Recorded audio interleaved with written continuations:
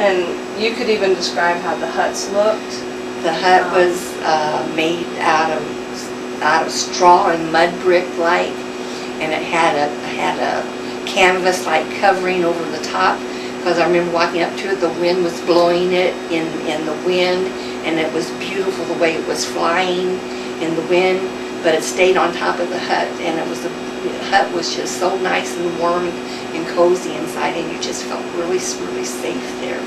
Do you remember walking out of the hut, or did you just kind of appear out of the hut? I just remember appearing out of the hut and seeing other people walking around, and I remember seeing beautiful palm trees.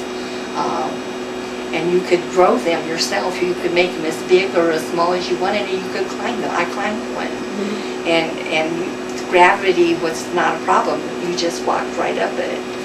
And there were little chambers off of the palm tree where you could go in, and if you wanted to, you could sleep in that chamber.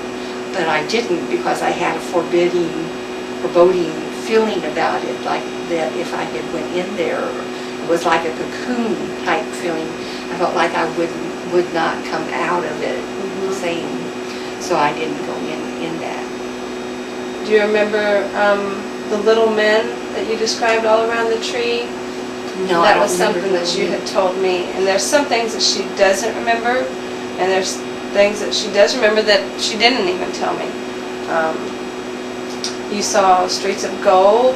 Everything was just, can you describe the... It was beautiful. It was so shiny, and it was everywhere. It was just everywhere. And everything was just bright and shiny and beautiful. It was, you felt you were in a place of majesty, a place of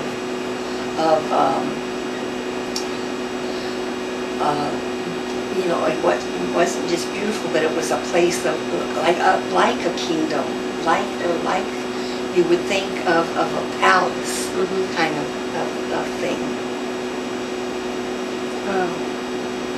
And you remember you told me, I asked you, she in between talking to me, she only stayed alert for just a minute, and then she would go back out, and I would reawake her and ask her if she was still seeing things. And after telling me about the hut and a couple other things, she said that she was walking around looking at everything. Everyone is here, Grandma and Grandpa and Terry, everyone asking, when did you get here?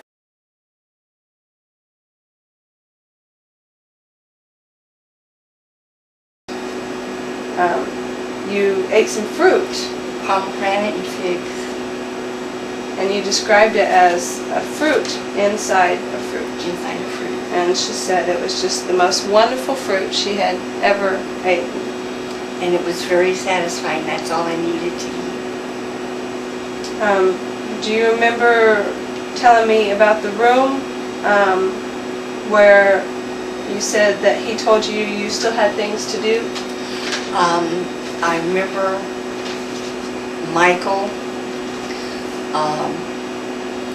the archangel, was in this room and told me that I still had things I needed to do to take care of, and he was trying to explain them to me, and I was having trouble understanding, and there were little cherubs there, and they're kind of cute and they're kind of scary, the cherubs, because you just don't really know how to take them. They didn't want to talk to me at first, but they knew the truth. They're like keepers of the truth, and they tried to help me understand what Michael was telling me. They tried to help me understand what he was trying to get me to see what I needed to do. And now I understand, but I'm keeping that to myself for right now, because I do remember what it is. And she hasn't even told me. So. And I did ask her during that time, I asked her if they talked to her, and she seemed a little confused at, she said they talked a lot of gibberish, and they acted like they didn't want to talk to her, weren't supposed to talk to her, but it was a mind communication. Yeah, they didn't talk like we talk. It was mind to mind. Their words or their message came to my mind. Did they have hands, fingers? They didn't really have hands like we have. They were like paws, like Like a soft pad? yeah, and I would even say I even saw claws. You know, it seemed like. Did you ever find them being sneaky? One time you said to me, you weren't talking to me, you were talking to them, and you said, "Don't make no trouble, you little." They can be pretty devilish if they want to be. You know, they're like the little. They're like their own little clique, their own little clans, and they talk to each other, and you just kind of have to watch them. They're very clever. They're just really, really, very, very clever. And during this time, during this little area in between the hut and the trees, could you see the throne? Could you see the gates? Not while I was there. I couldn't. Could you see the feast? I knew they were preparing the feast. Michael told me that there was going to be a feast here in the village, and it was going to be for me. And I immediately felt a sense of fear because I took it kind of as a Last Supper type feast. And I told him I didn't want to go. I told him I didn't want to be a part of that feast. And you believe Michael was the one in the room with you that was trying to explain all that, so that's kind of where you and him met. Yeah, that was the first time that I saw Michael. Okay. Yeah. Did you see the rings on him then that you described, or was that later? That was later when Okay. when he was in heaven, or when I was taken to the kingdom by him. So this little village area you didn't feel was the kingdom, No. but this was... No, I guess if anything, I felt like it was a holding area or a meeting place for new arrivals. You saw many different people Yes, there. yeah, people that had recently died were still there, but it was like a waiting area. Because that's why everybody had their own huts. Everyone had their own Yeah. huts. Yeah. Did you stay, I remember you said one time you stayed a night in that hut. Is there night there, or did it just seem like since you stayed there? It really didn't have like a nighttime, like we have a nighttime.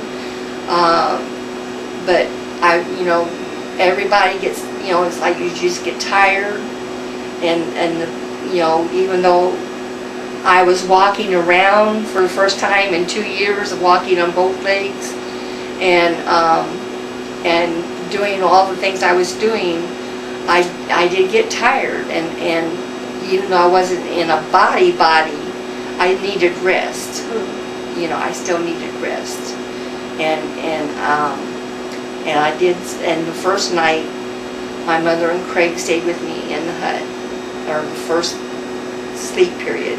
They stayed in the hut with me, and then after that, Craig told me he hugged me, and he said, "Mom," or "Mommy," because he was still his 8-year-old self, and he said, I have something else now," he said, "that I have to go do," and he told me, he said, "but I will see you soon, some other time."